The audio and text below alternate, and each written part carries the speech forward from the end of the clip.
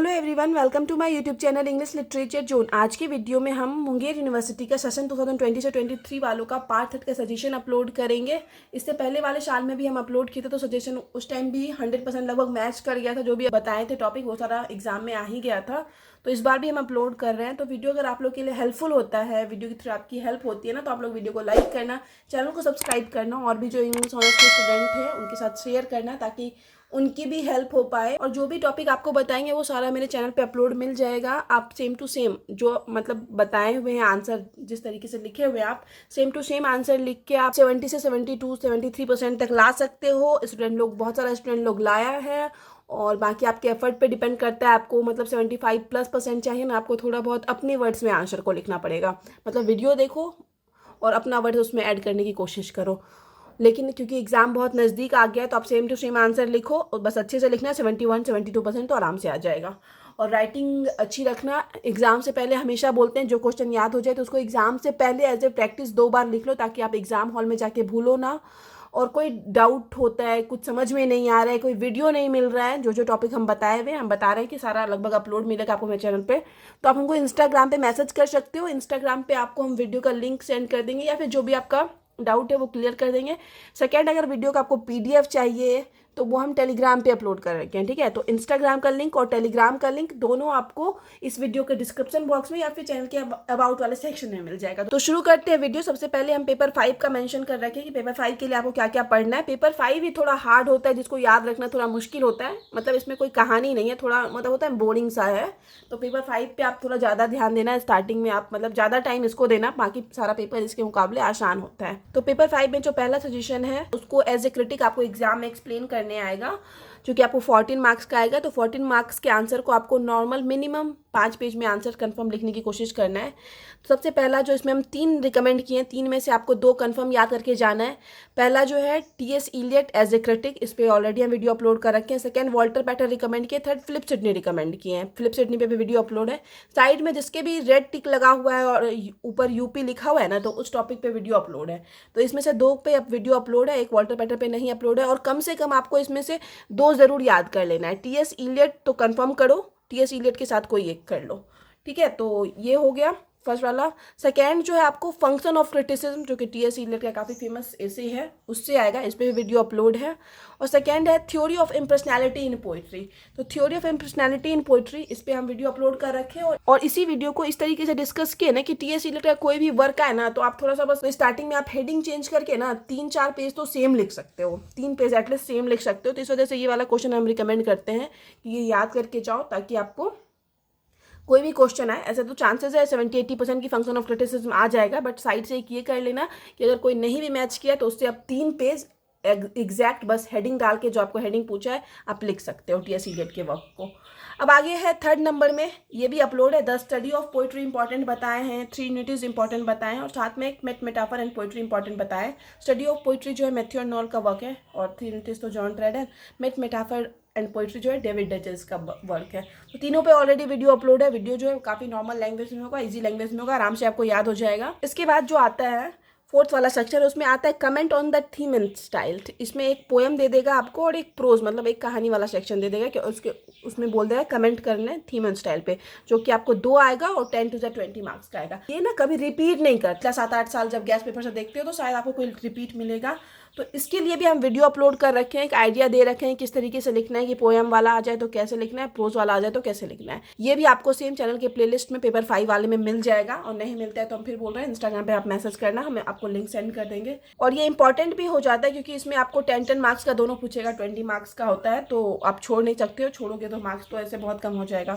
अब 5th number में है 9 to 18 मार्क्स का आपको एक्सप्लेनेशन आएगा। मतलब 2 एक्सप्लेनेशन सॉल्व, 4 दिया रहेगा, उसमें से 2 सॉल्व करना है। तो इसमें हम 4-5 इंपॉर्टेंट एक्सप्लेनेशन बताए हैं। एक पहला जो है the difference between present and past, इस तरीके से शुरू होगा, तो ये आपकी बार के लिए इंपॉर्टेंट है, जो कि ट्रेडिशन एंड इंडिविजुअल टैलेंट से आया हुआ है।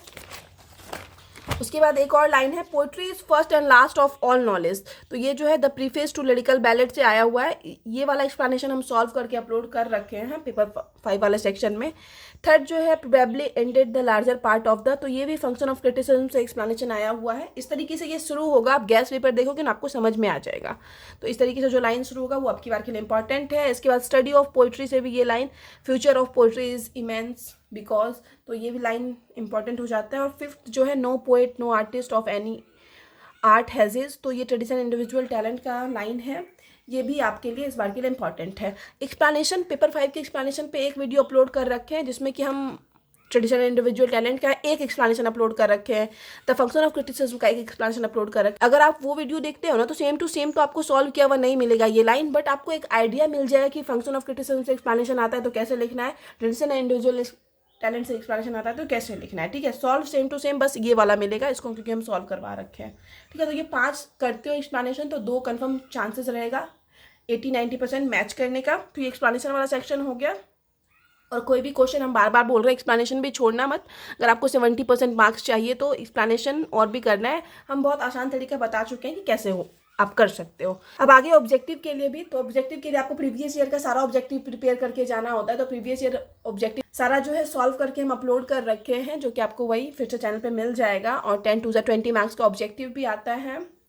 लगभग 2020 तक का ऑब्जेक्टिव मिल जाएगा, 21-22 का नहीं मिलेगा, क्योंकि 21-22 का हम क्वेश्चन जब अपलोड करवाए थे एग्जाम के बाद तो उसी में सॉल्व कर दिए थे, तो वो आप क्वेश्चन से कर सकते हो 21-22 का। तो ये वाला सेक्शन हो गया। पेपर 5 थोड़ा मतलब पेचीदा होता है, थोड़ा याद रखना इसको मुश्किल होता है, तो हम बार बार बोलेंगे आपको कि इसको आप थोड़ा ज़्यादा टाइम देना और याद होने के बाद लिखने की भी कोशिश करना, ताकि एग्जाम हॉल में रुको ना आप लिखते टाइम। तो ये पेपर 5 हो गया। इसमें आपको 3 लॉन्ग क्वेश्चन आएगा 14 मार्क्स का। उसके बाद ये कमेंट ऑन द स्टाइल आएगा, ये भी आपको 3 पेज में आंसर देना है, 10-10 मार्क्स का आएगा।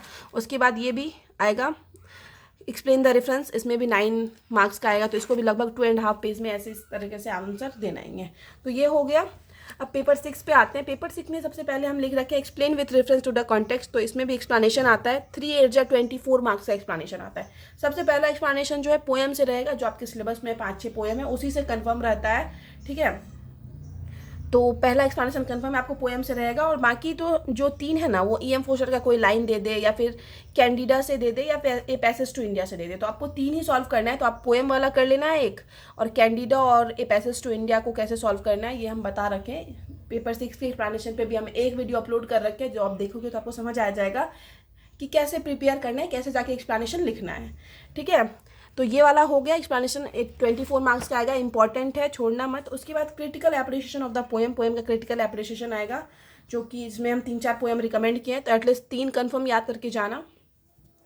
सबसे पहला जो बताया है इस बार के लिए इंपॉर्टेंट है, पाइट ब्यूटी, जो कि G.M. हॉपकिंस का काफ़ी फेमस पोएम है, ये अपलोड है। द सेकंड कमिंग भी काफ़ी फेमस पोएम है W. बेट्स का, जो लास्ट ईयर नहीं आया है ना वो सारा इंपॉर्टेंट हो जाता है, तो ये लास्ट ईयर नहीं आया तो ये भी इंपॉर्टेंट है। फिर थर्ड नंबर में स्ट्रेंज मीटिंग, जो कि विल्फ्रेड ओवन की काफ़ी फेमस पोएम है, वो भी अपलोड है। और एंथम फॉर डोम ड्यूथ एक और है, ये भी काफ़ी फेमस पोएम है और मोस्टली पूछा जाता है, तो ये भी इंपॉर्टेंट हो जाता है। तो ये 4 रिकमेंड किए, इसमें से 3 कन्फर्म आपको करके जाना है और 1 मैच कर जाएगा। अब आगे आते हैं। अब आगे है शॉर्ट नोट्स ऑन, इन दोनों में से किसी एक पे शॉर्ट नोट्स आएगा, ये भी आपको 14 मार्क्स का आएगा। पहला तो है the challenge of our time, ये आएगा। सेकेंड डज कल्चर मैटर, तो the challenge of our time पे हम वीडियो शायद नहीं अपलोड कर रखे हैं, आप सर्च करके देखना, हमको ध्यान नहीं है, बट डज कल्चर मैटर पे ऑलरेडी वीडियो अपलोड है, ये आपको 14 मार्क्स का आएगा, तो आप लिख सकते हो। और यहाँ पे हम बताए ना कि E.M. फोस्टर का कोई लाइन दे देता है, तो यही करता है, the challenge of our time या डज कल्चर मैटर किसी एक से लाइन दे देता है, तो इसको थोड़ा पहचानना मुश्किल हो जाता है। तो इस वजह से हम बोले कि बाकी का 3 कर लेना, पोएम वाला कर लेना, कैंडिडा और पैसेज टू इंडिया वाला करना। कैंडिडा वाला तो समझ जाओगे, उसमें जो कैरेक्टर है, जैसे कैंडिडा के बारे में, मार्च बैंक के बारे में, या फिर मॉरल के बारे में रहेगा, तो आपको समझ में आ जाएगा कि कैंडिडा से लिया। ए पैसेज टू इंडिया भी लगभग उसी तरीके से है कि उसके कैरेक्टर से रिलेटेड आपको कोई भी नाम मिल गया, कुछ मिल गया, उस तरीके से आप समरी देखोगे तो कहानी तो आपको समझ आ जाएगा। पोएम में थोड़ा मुश्किल होता है कि 4-5 पोएम आपको ध्यान रखना पड़ेगा, जिसको मैं पोएम से एक्सपेंशन पूछता है पिछला 5-6 साल का, तब आप कर सकते हो। बस याद आ गया कि उस पोएम से है, तो उस पोएम के बारे में जो भी आप ध्यान में है आप लिख सकते हो एक्सप्लेनेशन में। छोड़ना मत, हम बार बार यही बोलते हैं, कुछ भी लिखो बट छोड़ना मत, उस पोएम से एटलीस्ट रिलेटेड ही कुछ लाइन लिख देना बट छोड़ना मत। अब आगे है कैरेक्टर स्केच ऑफ मॉरल, ये इंपॉर्टेंट हो जाता है, मतलब कैंडिडा जो जीबी शाह का प्ले है ना उससे आगे क्वेश्चन है, तो कैरेक्टर स्केच ऑफ मॉरल अब की बार के लिए इंपॉर्टेंट हो जाता है। और सेकंड जो क्वेश्चन है इसी वाले सेशन के लिए हम बोल रहे हैं कैंडिडा का समरी याद करके जाना, आसान रहता है समरी याद करके जाना, और वहाँ लिख के मतलब लिखना भी आसान होता है, तो आप ये भी कर सकते हो। ये नहीं अपलोड है, समरी ऑलरेडी अपलोड मिल जाएगा आपको। 5th नंबर में आपको हम कैरेक्टर स्केच फिर से रिकमेंड किए हैं, ए पैसेज टू इंडिया से, मिस अडेला क्वेस्ट और फाइल्डिंग का कैरेक्टर आपकी बार के लिए इंपॉर्टेंट हो जाता है। और साथ में ही बोले हैं कि अगर कैरेक्टर स्केच के साथ समरी तो कंफर्म याद करके जाना, तो समरी याद कर लेना, ए पैसेज टू इंडिया का, ये भी अपलोड है। तो ये हो गया कैरेक्टर स्केच, इसमें दोनों का नहीं अपलोड है, ना ही कैंडिडा वाले का ना ही ये ए पैसेज टू इंडिया का। अब आखिरी वाला सेक्शन आता है ऑब्जेक्टिव वाला, तो ऑब्जेक्टिव में आपको क्या करना है, 10 2 20 मार्क्स का ऑब्जेक्टिव आएगा। फिर से प्रीवियस ईयर का ऑब्जेक्टिव ऑलरेडी हम सॉल्व करके अपलोड कर रखे हैं, तो उसी से आपको मैच कर जाएगा। वीडियो देखना और वीडियो शेयर भी करना और भी इंग्लिश ऑनर्स के स्टूडेंट के साथ। तो ये हो गया पेपर 6 तक। अब आगे हम पेपर 7 के बारे में डिस्कस करेंगे। पेपर 7 में जो है सारा क्वेश्चन 16 मार्क्स का आता है, इससे पहले पेपर 5 6 था उसमें 14 मार्क्स का क्वेश्चन आता है, बट इसमें 16 मार्क्स का क्वेश्चन आता है। सबसे पहला जो इंपॉर्टेंट क्वेश्चन है वो pre independence Indian English poetry आपको प्रिपेयर करना है, जो कि ऑलरेडी अपलोड है, और इसका 70-80% चांस है कि आप सिर्फ एक क्वेश्चन करके जाओगे तो मैच कर जाएगा, और ये अपलोड है। और सेकंड जो है आपके पास टाइम है, आपको लग रहा है आप कर लोगे क्योंकि नोट्स जो है इजी लैंग्वेज में होगा, तो आपको प्री या पोस्ट कोई भी आ सकता है, इंडियन इंग्लिश नॉवलिस्ट पे करना है, ठीक है। तो ये भी अपलोड है, बट हम बोल चुके हैं 70-80% चांसेस होगा ये पोइट्री वाला आ जाएगा, क्योंकि लास्ट एग्जाम में क्या हुआ था ना, post independent Indian English poetry पूछा, तो अब की बार कंफर्म चांसेस रहता है कि अब की बार pre independence Indian English poetry पूछेगा। ये हो गया। सेकंड नंबर में पोएम का क्रिटिकल अप्रिशिएशन आएगा, तो 3-4 पोएम इंपॉर्टेंट बताया, इसमें से एक मिल जाएगा। पहला नाइट ऑफ स्कॉर्पियन, जो कि नजीम एज़किल की काफ़ी फेमस पोएम है, वो इंपॉर्टेंट है। दूसरा द सोल्स प्रेयर्स, रोजनी नायडू की पोएम है, ये भी इंपॉर्टेंट है। तीसरा एन इंट्रोडक्शन, ये भी इंपॉर्टेंट है, कमला दास की पोएम है। 4th नंबर में द डांस ऑफ यूंचेस, जो कि कमला दास की पोएम है, इस पर हम वीडियो अपलोड नहीं कर रखे बट कर देंगे क्योंकि काफ़ी इंपॉर्टेंट है ये पोएम। उसके बाद ये पोएम वाला सेक्शन हो गया। उसके बाद आता है explain with reference to the context, इसमें 2 एक्सप्लेनेशन आता है। पहला एक्सप्लेनेशन कंफर्म है पोएम से, वही जो 4-5 पोएम आपके सिलेबस में, उसका लाइन आपको ध्यान रखना पड़ेगा, तभी आप पोएम वाला एक्सप्लेनेशन कर सकते हो। या प्रीवियस 5-6 ईयर का एक्सप्लेनेशन सॉल्व कर लो पोएम वाला, कि आपको पता चल जाए कि नाइट ऑफ स्कॉर्पियन से लाइन आता है तो कैसे लिखना है, या फिर द सोल्स प्लेयर से लाइन आता है तो कैसे लिखना है। तो इसके एक्सप्लेनेशन पे भी हम 1-2 वीडियो अपलोड कर रखे हैं, वो देखोगे तो आपको समझ में आ जाएगा कैसे करना है। तो एक तो पोएम से आएगा, दूसरा जो चांसेस हो जाता है वो आपको इंडियन सिविलाइजेशन एंड कल्चर से लाइन आ सकता है, या फिर babus of नयनजोड़, waiting for Mahatma. तो ये जो बाबूज ऑफ नयनजोड़ या वेटिंग फॉर महात्मा से जो लाइन आएगा ना, वो आपको लाइन पढ़ के पता चल जाएगा, या फिर सिविलाइजेशन के बारे में रहे, इंडिया के कल्चर वल्चर के बारे में रहे, तो समझ में आ जाएगा कि ये महात्मा गांधी के वर्क से लिया गया है। वेटिंग फॉर महात्मा वाले में क्या होगा कि अगर आपको वेटिंग फॉर महात्मा का कोई कैरेक्टर जैसे भारती, श्री राम, किसी का नाम देखने को मिलता है, या फिर वैसा सिचुएशन देखने को मिलता है जो आप समझ में पढ़ रखे हो, तब समझ जाओगे कि वेटिंग फॉर महात्मा से आया हुआ है, तो आप उसको लिख सकते हो। और थर्ड बाबूज ऑफ नयनजोड़ का भी वही है कि कुसुम, बाबा साहेब, इस तरह का कैरेक्टर है, नयनजोड़ जगह का नाम है, तो वैसा जगह का नाम मिल जाए उस 4-5 लाइन में जो भी एक्सप्लेन करने दिया है, तो आपको समझ में आ जाए कि बाबूज ऑफ नयनजोड़ का है, तो इसको इस तरीके से लिखना है। ऑलरेडी हम वीडियो अपलोड कर रखे हैं, एक आइडिया दे रखे हैं किस तरह से आप एक्सप्लेनेशन लिख सकते हो। तो ये हो गया 3rd नंबर वाला 16 मार्क्स का। उसके बाद जो इंपॉर्टेंट है आपकी बार के लिए 16 मार्क्स का, द ब्रदर्स, जो मुल्क राज आनंद का वर्क है ये, और द सीक्रेट ऑफ वर्क, ये दोनों करना है आपको। दोनों करोगे तभी 100% चांसेस होगा कि मैच करेगा। ये भी आपको 16 मार्क्स का आएगा, और हम अपलोड कर रखे हैं नॉर्मल, बहुत ईजी लैंग्वेज में कर रखे हैं। इसके बाद जो है वेटिंग फॉर महात्मा से अब की बार के लिए इंपॉर्टेंट हो जाता है भारतीय का कैरेक्टर स्केच, और भारतीय कैरेक्टर स्केच के साथ साथ आपको एक discuss significance of the title waiting for Mahatma. तो हम ना क्या किए ना, शमरी वाले वीडियो को ही इस तरीके से लिखे हैं कि उसमें एट द एंड इस तरीके से दिखाया है कि किस तरह से टाइटल इंपॉर्टेंट है। तो आप समरी वाला वीडियो ही जाके देखोगे, और उसी का आप जब वीडियो देखोगे तो आपको समझ में आ जाएगा कि कैसे हम उस वीडियो के अंत में एंड दिखाए कि किस तरह से इसका टाइटल का जो है अपना महत्व है, ठीक है, और कैसे इसका टाइटल आया। तो ये वाला भी हो जाएगा, आप समरी जाके देखोगे आपका हो जाएगा। और उसके बाद सबसे आखिरी वाला सेक्शन ऑब्जेक्टिव है 10 to 20 मार्क्स का। तो ऑब्जेक्टिव पे हम इसके 2 वीडियो अपलोड कर रखे हैं, आप दोनों देख सकते हो। और फिर आपको बोलेंगे बार बार कि अगर वीडियो नहीं मिलता है तो आप इंस्टाग्राम पे मैसेज करना, हम आपको वीडियो का लिंक सेंड कर देंगे। तो पेपर 7 हो गया। उसके बाद पेपर 8 की बात करते हैं। तो पेपर 8 में जो है आपको 4 section A B C D करके आपको क्वेश्चन आएगा। सबसे पहला सेक्शन के लिए जो इंपॉर्टेंट हो जाता है ना, वो विक्टोरियन नॉवेल या फिर 19th सेंचुरी नॉवेल, दोनों सेम होता है, ठीक है। विक्टोरियन पीरियड जो है 19th सेंचुरी पीरियड को ही कहा जाता है, तो हम विक्टोरियन पीरियड के नाम से अपलोड कर रखे हैं वीडियो। बट अगर आपको 19th सेंचुरी नॉवेल भी आता है तो आप सेम लिख सकते हो, बस आपको वहाँ पे हेडिंग हटा के विक्टोरियन के बदले 19th सेंचुरी कर लेना है, ठीक है। ये ध्यान रखिएगा, दोनों सेम होता है और ना ही आपको यहाँ पे कंफ्यूज भी नहीं होना है। अब सेकेंड जो है सेक्शन बी के लिए शॉर्ट स्टोरी पे आता है नोट्स लिखना, ये भी 16 मार्क्स का आएगा आपको। तो अब की बार के लिए इंपॉर्टेंट है द इनकम टैक्स और द कैमेलियन, ये दोनों इंपॉर्टेंट है और इन दोनों पे हम वीडियो ऑलरेडी अपलोड कर रखे हैं, तो ये भी हो गया। अब सेक्शन सी में, तो सेक्शन सी में आपको 5-6 क्वेश्चन दिया रहेगा, 5-6 में से 3 सॉल्व करने बोल दिया जाएगा। तो उस 3 के लिए हम नॉर्मली आपको 4 रिकमेंड किए हैं कि 4 मतलब मैच कर जाएगा, बट इसमें 5 क्वेश्चन रहता है। तो उस 4 में से क्या क्या, a tale of 2 cities as a historical novel आ जाए या फिर उसका समरी आप कर सकते हो प्रिपेयर। उसके बाद वुदरिंग हाइट्स सबका समरी जरूर कर लेना, सिर्फ समरी लिख के भी हम फिर से बोल रहे हैं आप 70% मार्क्स तक ला सकते हो, और अगर टाइम रहा तो हम same to same answer upload करने की कोशिश करेंगे। सेकेंड वुदरिंग हाइट से क्वेश्चन आएगा, जैसा कि हम समरी ही आपको याद करने बोले। थर्ड जो है सैलाश मार्नर का जो है थीम इंपॉर्टेंट हो जाता है। सैलाश मार्नर जो है जॉर्ज इलियट का काफ़ी फेमस वर्क है, तो इसका थीम इंपॉर्टेंट हो जाता है। थीम के साथ साथ आपको एक समरी भी करके जाना है, हमेशा हम बोलेंगे। और फोर्थ जो है role of faith in tales of the above village, ये वाला इंपॉर्टेंट हो जाता है और साथ ही साथ इसका समरी भी आपको करके जाना है। मतलब इस क्वेश्चन के साथ साथ समरी भी कर लेना है कि अगर ये क्वेश्चन नहीं मैच किया गलती से तो क्या लिखेंगे, हम लोग समरी लिख सकते हैं।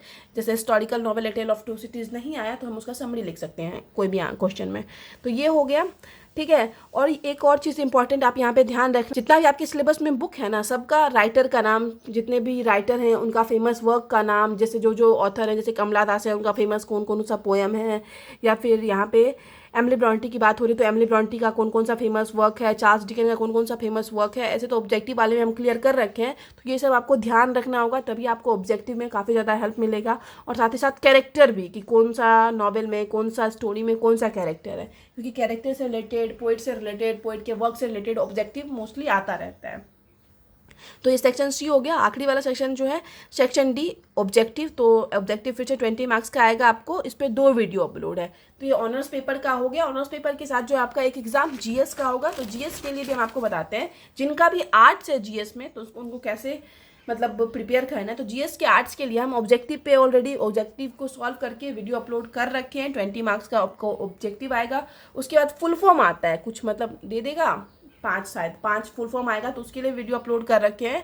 उसके बाद आखिरी suggestion for GS long answer, और इस पर वीडियो अपलोड कर रखे हैं कि लॉन्ग आंसर जो आता है आपको तो वो कैसे डिस्कस करना है, कैसे लिखना है, इस पर भी हम एक वीडियो अपलोड कर रखे हैं। तो ये हो गया जीएस आर्ट्स का सजेशन। जिनका भी आर्ट्स है सेम वो रूल्स फॉलो कर सकते हैं। तो यहाँ पे जो है वीडियो ख़त्म होता है। वीडियो अगर आपको हेल्पफुल लगता है ना तो प्लीज़ आप वीडियो को लाइक करना और चैनल को सब्सक्राइब करना। कोई डाउट हो, कोई डर हो, इंस्टाग्राम पे मैसेज कर सकते हो। वीडियो को शेयर भी करना और भी इंग्लिश ऑनर्स के स्टूडेंट के साथ, ठीक है। तो मिलते हैं नेक्स्ट वीडियो में नेक्स्ट टॉपिक के साथ। तब तक के लिए बाय। आप लोग अच्छे से एग्ज़ाम देना, ऑल द बेस्ट। और कम से कम 2 बार ज़रूर प्रैक्टिस कर लेना आंसर घर में लिख के, एग्ज़ाम हॉल में दिक्कत ना हो। राइटिंग अच्छी रखना एग्ज़ाम हॉल में। टाइम मैनेज करने की कोशिश करना, टाइम ऐसा ना हो कि आपको कम पड़ जाए आंसर लिखने में, आप बहुत स्लो लिख रहे हो, तो ये सब भी ध्यान रखना, ठीक है। तो तब तक के लिए बाय, अच्छे से एग्ज़ाम देना।